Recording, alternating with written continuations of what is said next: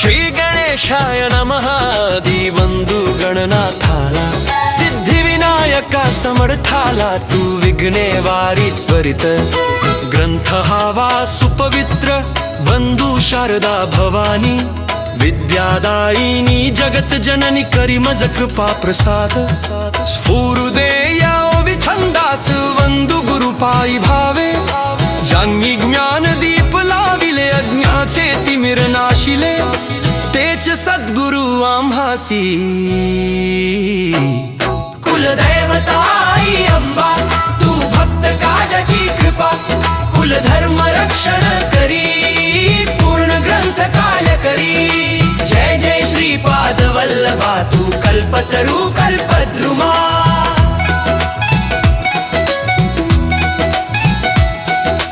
दत्तात्रेयाचे प्रथम रूप वंदी तुझे चरण स्वरूप जय जय नृसिंह सरस्वती तू तारक भक्तां प्रती गाणगापुरी वास तुझा कृपा करी हा ग्रंथ माझा जय जय अक्कलकोट निवासा पूर्ण ब्रह्म तू परमहंसा कृपा करिया सेवेकर्यावरी ग्रंथ लेखन सिद्धीसने तू सकाळ लिहिलेचा सागर तू भक्त तारक दिगंबर तव चरित्र अति उदार होवो ग्रंथास आधार देई मज स्फूर्तीचा वर हो दे लेखन सुंदर करुणी वंदन तुझला ग्रंथ हो जनहितेशी जय जय स्वामी गुरुवर्या सुख निधान सद्गुरु राया स्मरुणी त्या पवित्र पाया स्वामी लीलामृत लिहित असे आता नमो थोर ऋषी मुनींना संत गण बुध गणांना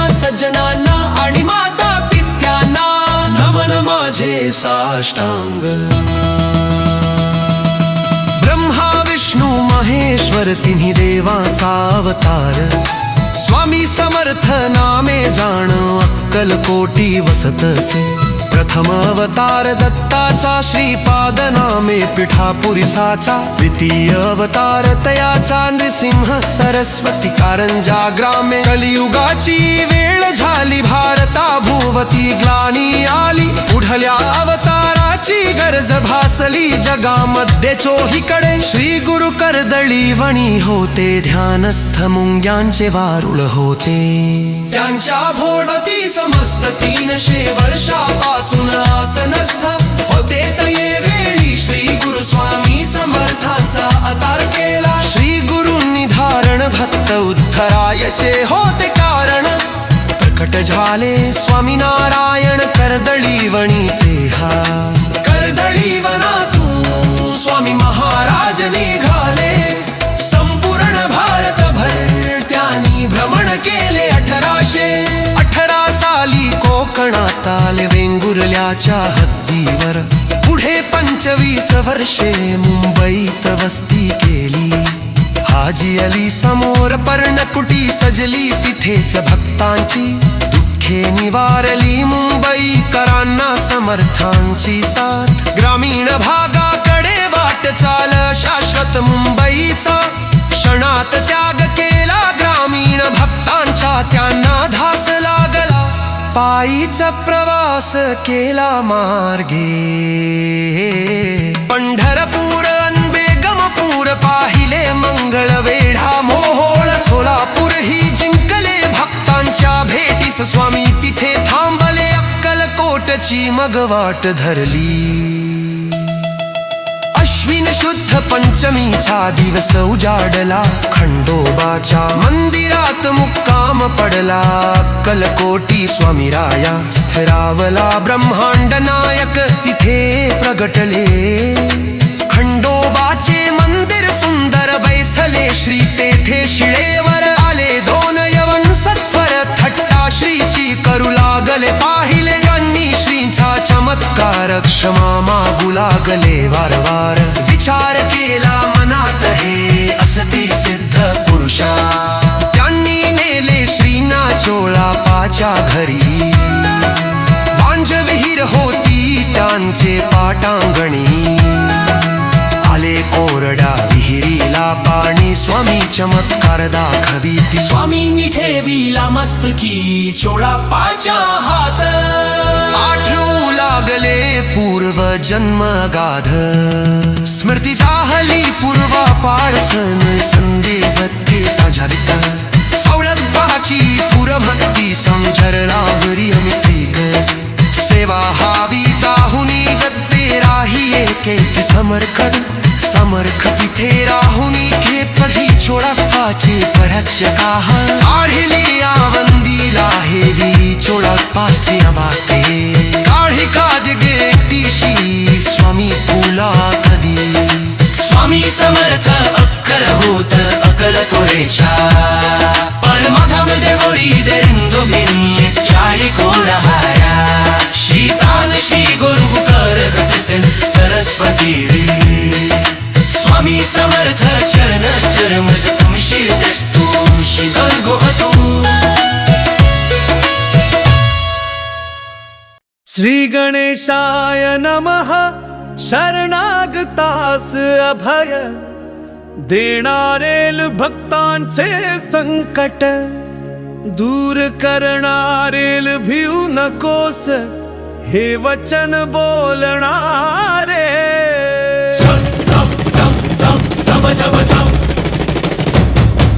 श्री स्वामी समर्थ महाराज असेल चोळप्पा, जे सदनी स्वामी राहिले अवतारी चोळप्पा. जे मन होई संशयकारील जावया संगती स्वामी तेल. एके दिवशी काय झाले दिल कुटुंबावर गंभीर संकट आले. आजारी हे कुलते एक मूल पडले. आजारी हे कुलते एक मूल पडले. दल परिस्थिती झाली नाजूक लल वैद्यानी केले. हात वरल चोळप्पा स्वामी सन्निध गेले. सत्वरल म्हणे स्वामी माते रक्षावे माझ्या पुत्राला. लल स्वामींना खूप क्रोध आला. जवरी चिमटा होता पडला आपटला. जमिनीवर आवाज झाला म्हणे आता तुझा मुलगा मेला. चोळापासी झाला पश्चातापल आललाला. होता परमेश्वर आपोआपल जावया सांगती कैसी कैसे त्याला. अब इथे चुकलो चोळपासी झाली. जाणीवल माफी मागितली चरणावर लोळल. समर्थांनी दाविली लीला करुणल केले जिवंत मर्त मुलाला. लल चोळाप्पाच्या मनी विश्वास जागला. योग्य सद्गुरु भेटला आपल्याला. पूर्व कर्म आले फळाला.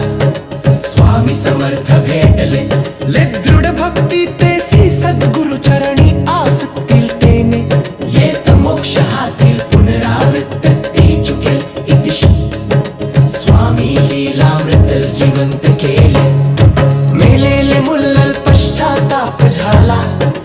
चोळप्पा लागून तृतीय अध्याय घोडे. हाल श्री स्वामी चरण बिंदार पन्नस्तु. श्रीपाद श्री वल्लभन सिंह सरस्वती. स्वामी समर्थ चरणार्पणमस्तु. श्रीरस्तु शुभं भवतु. श्री गणेशाय नमः. अलिप्तता ज्यांचे रूप लनासक्ती ज्यांचा.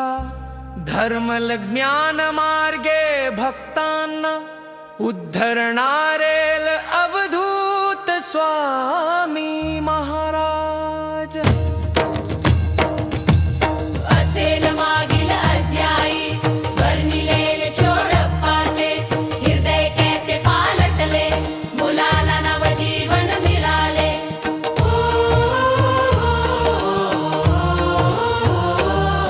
अंधकार गळुनी गेला निर्लेप अस्थिरूप परमेश्वराचे. एका व्यक्ती पुरते नवे साचेल जगत उद्धारार्थे. अवतरले महाराजे लेकाच स्थळी कैसे राहती. योग्य समय साधून रात्रीची वेळ पाहुनल निघ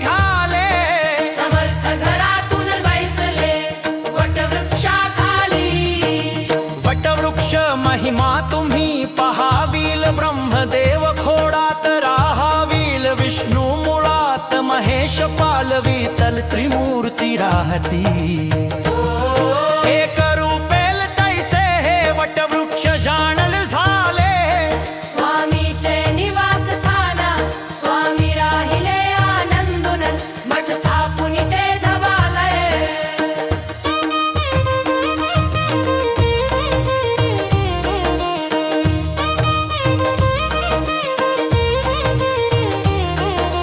साक्षी लीलांना कलियुगातील भक्तांना स्वामींचे नाव घेताना लाठवी त्यांची स्वामीच्या लीला असती साम्रत थोडक्यात वर्णू मी अज्ञानल सांगे एक लीला ती ऐकल स्वामी कृपा प्रसादेल वटवृक्षा स्थळी झाडे वाढलेली स्वामी स्पर्शामुळे फुटली पालविल हे कृती करुणा दाखविल समर्थ सर्व सृष्टीचे पालन हारल केली लीला वटवृक्षाखाली झाले वास्तव्यत या स्थानी मठ स्थापिला तेथे जाऊन नील भक्ता संगे आनंदेल जो जगताचा आधारल जो सृष्टीचा नियंत्रण करते थे बहरे जीवनाधार स्वामी कृपेने ते धवालित श्री स्वामी लीलामृतल निघाले